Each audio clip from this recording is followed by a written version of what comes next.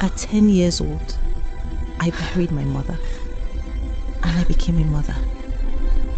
At 40, I had nothing left. I gave up my education, my youth, my future to raise my siblings. And in return, they destroyed my life. My name is Ndifeke Abasi, and this is the story I will never forget. My name is Ndifeke Abasi. It's an Akwa Ibom name. In my language, it means I will not forget. My grandmother chose it. She said every name carries a prophecy. I didn't understand what she meant. Not then. I am the first of 3 children, 2 girls and 1 boy.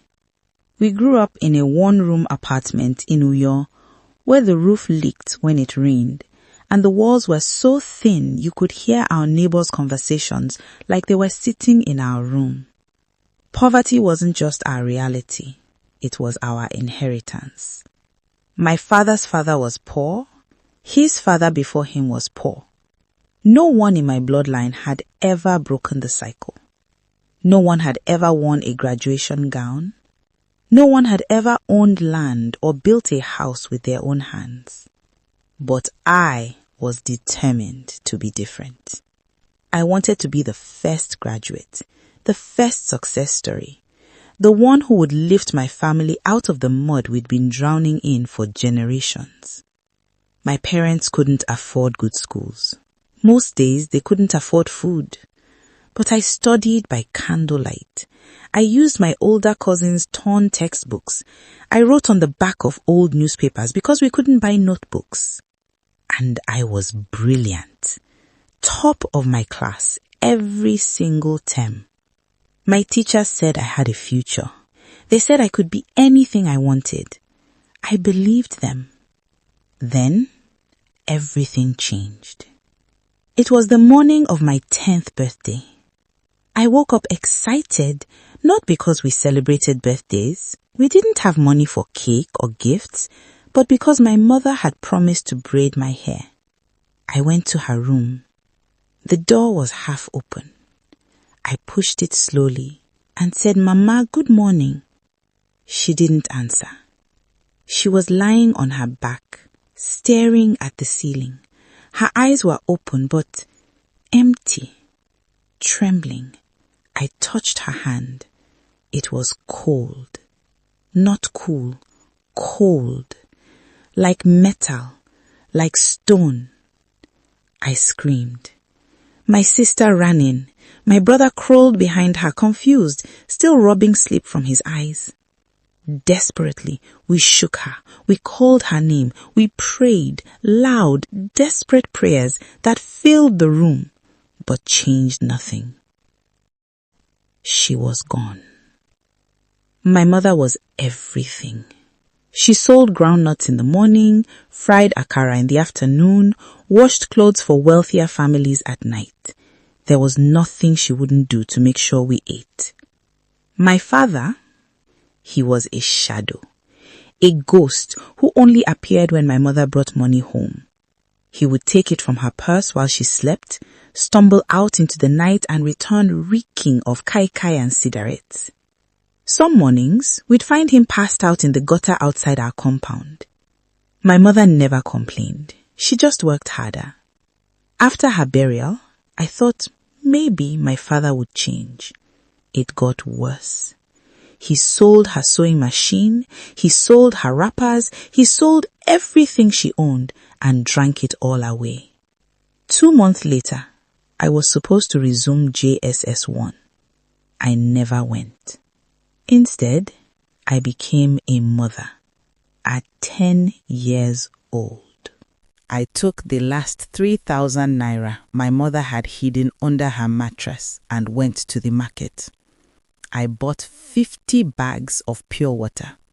I carried them on my head under the scorching Uyo sun and sold them along Aka Road.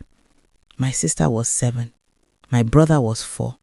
They walked beside me, calling out to customers in tiny cracked voices, "Pure water! Pure water! Cold pure water! We made 1,500 naira that first day.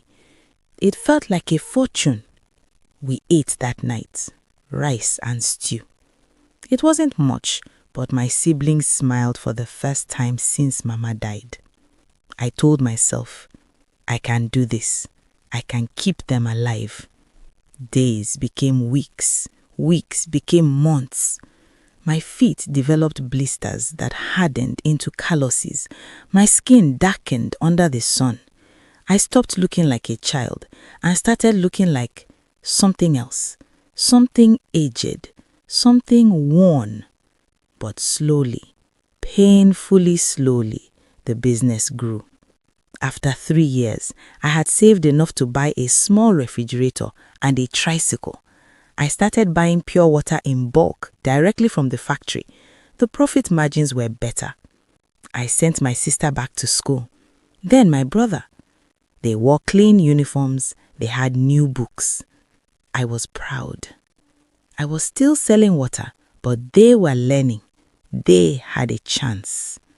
And then my father died. He was drunk. Staggering across Oron Road in broad daylight, a trailer hit him. The driver didn't stop, didn't even slow down. My father's body was crushed so badly, they buried him the same day. I was 13. People came to console me. They cried. They hugged me. They said, "Sorry, Adiaha. Sorry for your loss." I felt nothing. No tears, no anger, no relief. Just emptiness. I went back to selling water the next morning because my siblings still needed to eat.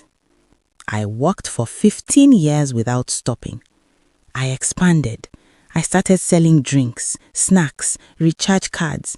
I saved every kobo that didn't go to school fees or food.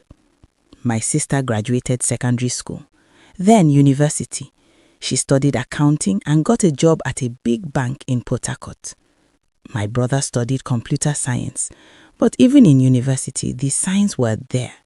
He'd come home during breaks with expensive shoes I knew his allowance couldn't buy. He borrowed money from me and repaid late, or not at all. Once, I caught him going through my things while I was at the market. He swore he was just looking for a charger. I wanted to believe him. My sister, though, she was perfect, top of her class, awards, promotions. I was so proud I could barely breathe. I remember the night she graduated from university. I traveled to Port Harcourt for the ceremony. I showed up in my faded seller's clothes, my hands still rough from carrying crates. Awkwardly, she hugged me tight in the parking lot, away from her friends, where no one could see. I told myself it didn't matter. She was just being considerate, protecting me from feeling out of place. I told myself she loved me. I had done it. I had sacrificed my education, my childhood, my entire youth, and it had worked. I was going to be everything I couldn't be. They were going to make it all worth it. I told myself that every single day. I believed it. I was 28 when I met him. It was a Wednesday afternoon. I was restocking my shop when a black Jeep pulled up in front of me. The kind of car I'd only ever seen in movies. A man stepped out, tall, well-dressed, the kind of man who didn't belong in my neighborhood. He asked for directions to an address nearby. I helped him. He smiled, a real smile, not polite, not condescending, and tried to hand me an envelope. "For your trouble," he said. I refused. "I didn't help you for money," I told him. He looked surprised. Then he laughed. "What's your name?" he asked. "Ndifreke Abasi." He repeated it slowly, carefully, like he was memorizing something precious. "I'm going to remember you," he said. And he did. He came back 3 days later, then again the following week. We started talking, long conversations that stretched from afternoon into evening. He told me about his work. He was a contractor, building houses for wealthy people in Abuja and Lagos. I told him about my life, my mother, my siblings, my dreams I'd buried. He didn't pity me. He admired me. "You're the strongest woman I've ever met," he said one day. I laughed. I didn't feel strong. I felt tired. But when I was with him, I felt something I hadn't felt in 18 years. Hope. He asked me to be his girlfriend. I said yes. For the first time in my life, I believed God had finally seen me, finally remembered me, finally decided that I had suffered enough. I started planning a future that included more than just survival. I imagined a wedding, children, a home with a roof that didn't leak. I was happy. I was foolish. My younger sister came to visit me. She had just gotten promoted at the bank. She wore expensive shoes and carried a designer handbag. She looked nothing like the little girl I used to carry on my back while selling pure water. She was visiting from Port Harcourt for the weekend. He stopped by that Saturday. I introduced them. "This is my younger sister," I said, beaming with pride. "This is my boyfriend." They shook hands. She smiled at him. He smiled back. I didn't see it then. I didn't see the way her eyes lingered, the way she tilted her head just slightly, the way she laughed a little too long at something he said. I was blind. After he left, she asked me questions. "How did you meet him? What does he do? Where does he live? Does he know about everything? About Mama? About your education?" I answered every question, honestly, openly, trusting. I thought we were just talking, sister to sister. I didn't know I was handing her a knife. She stayed for 3 days. On the last night, while I was asleep, she went through my phone. She copied his number. 2 weeks after she left, his calls became shorter. 3 weeks later, he stopped visiting. A month later, my messages turned green. He had blocked me. I called from different numbers. I sent emails. I even went to his office. His secretary told me he'd asked not to be disturbed. I didn't understand. What had I done? Finally, after 6 weeks of silence, he sent one message. "Please, stop contacting me. I don't want anything to do with you. Move on." I collapsed. I cried until my throat was raw. I replayed every conversation, every moment, searching for the mistake I'd made. I found nothing. 6 months later, my younger sister called. "I'm coming to Uyo," she said. "I have good news." She arrived in that same black Jeep. He was driving. I stood frozen in front of my shop as they stepped out together. She was wearing an engagement ring, a diamond so big that it caught the sunlight and threw it back in my face like a slap. "I wanted you to be the first to know," she said, smiling. "We're getting married." I couldn't breathe. I looked at him. He wouldn't meet my eyes. "How?" I whispered. She laughed. Not the sweet laugh I remembered when she was little. This laugh was sharp, cruel. "How do you think?" she said. "I told him the truth about you." "What truth?" "That you've had multiple abortions, that your womb was removed, that you killed Mama. She died on your birthday, didn't it? What kind of curse is that?" My legs buckled. "I never..." "He doesn't want you," she cut me off. Her voice was ice. "Look at yourself. You are an illiterate water seller. You didn't even finish primary school. Did you really think a man like him would marry someone like you?" She stepped closer. Her perfume, expensive, foreign, filled my nose. "You raised me. You paid for my education. And I'm grateful. I really am." She paused. Her eyes, for just a moment, flickered with something I'd never seen before. Anger, pain, something raw. "But do you know what it's like?" she said quietly. "To be introduced as the girl my sister raised. To have everyone look at me like a charity project, like everything I achieved was because of you and not because of me." She touched my cheek. "You gave me everything. And I've spent my whole life feeling like I owed you my soul. He was the first thing I wanted that wasn't a hand-me-down, the first thing that was mine." Her voice hardened again, cutting. "You were never in his class, and you never will be." They left. I stood there for hours. People passed by, asked if I was okay. I couldn't answer. I was paralyzed. My brother came next. He had graduated but couldn't keep a job. He gambled. He'd started in university. Small bets on football matches. Then it grew. Online casinos, poker games. By the time he graduated, he owed people money. He got a job at a tech startup in Lagos. He was fired after 3 months for stealing equipment. He came to stay with me in Uyu. I should have said no. But he was my brother, my baby brother, the 4-year-old who used to hold my hand while we sold pure water. He promised he'd changed.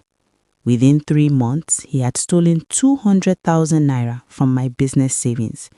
The money I'd been setting aside to finally expand, to open a second shop, to maybe, just maybe, build something permanent. He disappeared. I reported it to the police. They did nothing.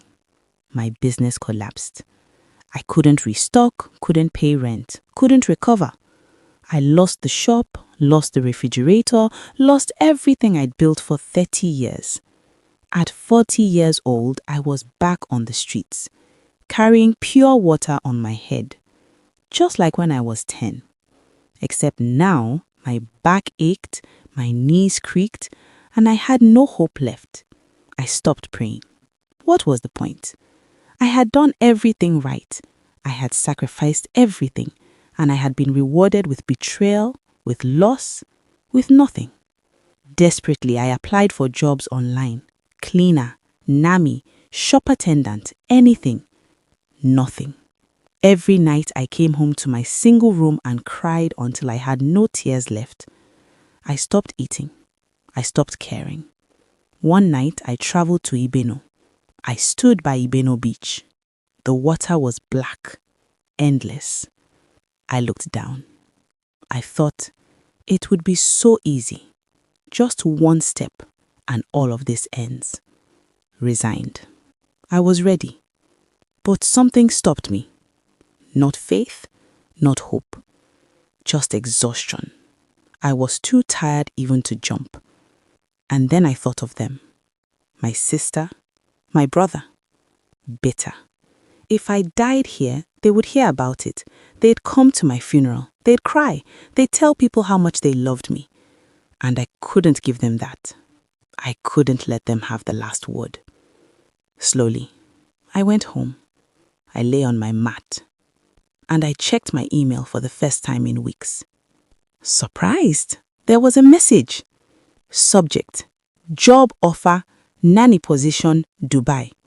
Sent 1 week ago. I read it 3 times. A family in Dubai was looking for a live-in nanny, all expenses paid, visa, flight, accommodation, salary $1,200 a month. It felt like a scam. But I had nothing to lose. I replied. They called me the next day. 1 week later, I was on a plane. The family was a single father and his 2-year-old daughter. His wife had died during childbirth. He was kind, quiet, grieving. The little girl had her mother's eyes. I poured everything into that job. I woke up at 5 a.m., I cooked, I cleaned, I sang to her, I rocked her to sleep when she had nightmares. I loved her. Not because I was paid to, but because I had so much love inside me with nowhere to go. And for the first time in 30 years, I felt useful, valued, human. 2 years passed. One evening, after I'd put her daughter to bed, he asked me to sit with him. I need to tell you something, he said. I thought I was being fired. Instead, he said, I've been watching you. The way you love my daughter, the way you pour yourself into everything you do, even when no one is looking. He paused. Understanding. I know your story. You told me pieces of it when you first arrived. And I need you to know something. Direct. He looked me in the eyes. Gentle. I'm not asking you to save me from loneliness, and I'm not trying to rescue you, but you've shown me that it's possible to lose everything and still choose to love, still choose to keep going. His voice softened. Would you consider staying, not as a nanny, as my partner? I couldn't speak. I thought of my mother, my siblings, the years of pain. I thought of the sister who'd stolen my future, the brother who'd stolen my savings. I thought of the beach, and I realized the email I almost didn't open. Yes, I whispered. We married 6 months later.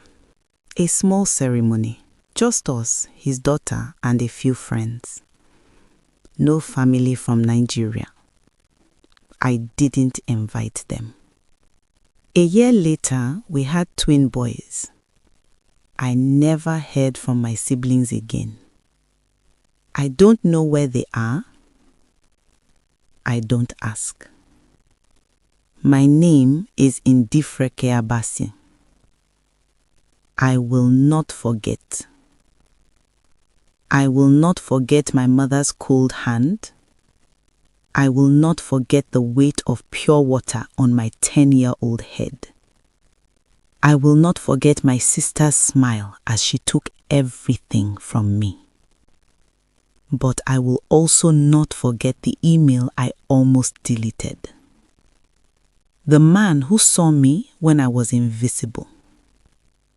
The little girl who called me Mama even though I didn't give birth to her.